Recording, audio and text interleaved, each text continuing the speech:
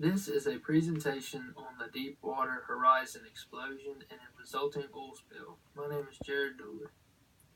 The Deepwater Horizon was a mobile floating oil drilling rig that was owned by the offshore oil drilling company Transocean and leased by oil company BP. The rig was positioned at a site 41 miles off the coast of Louisiana and was in the final stages of drilling the well in the Gulf of Mexico. What is offshore drilling? Drilling operations on a seabed from an oil rig to draw oil beneath the sea. Most popular region was the continental shelf, necessary to meet the demand of more than 80 million barrels consumed daily. There are several risks with deep water drilling. At depths greater than 5,000 feet, the hydrocarbons are under extreme pressure. Once these deposits of oil and gas are reached without proper controls, they can fly up the drill pipe toward the surface of a high rate of speed. Since hydrocarbons are extremely flammable, once they've reached the surface and find ignition source, they will explode. Tragically, on April 20th, 2010, at approximately 9:56 p.m., an explosion on the Deepwater Horizon oil rig killed 11 people and seriously injured 17. The crew had to abandon the rig. 2 days later, it sank, which ruptured the drilling pipe and allowed oil to start flowing into the Gulf of Mexico. The oil spill continued for 87 days, releasing over 4.9 million barrels of oil. Reports indicate the oil spill harmed or killed thousands of birds, sea turtles, and marine mammals. It greatly affected the jobs and health of thousands of people living in the area. There were several factors that caused this event. I will focus on two major engineering failures. First, after the well is drilled, it is sealed with cement. The cement used was foamed with nitrogen bubbles, and this caused it not to harden. Plus, no cement test was performed.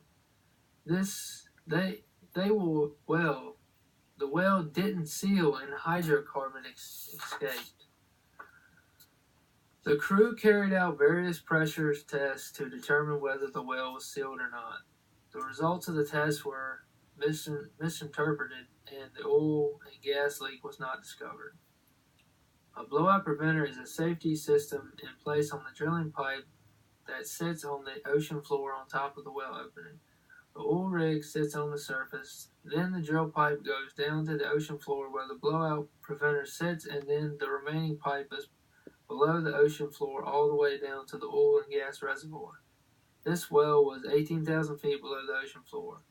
The blowout preventer is 57 feet tall and has several levels. At the top of the two preventers that can prevent a seal around the drill pipe or seal off an open well when there is no pipe.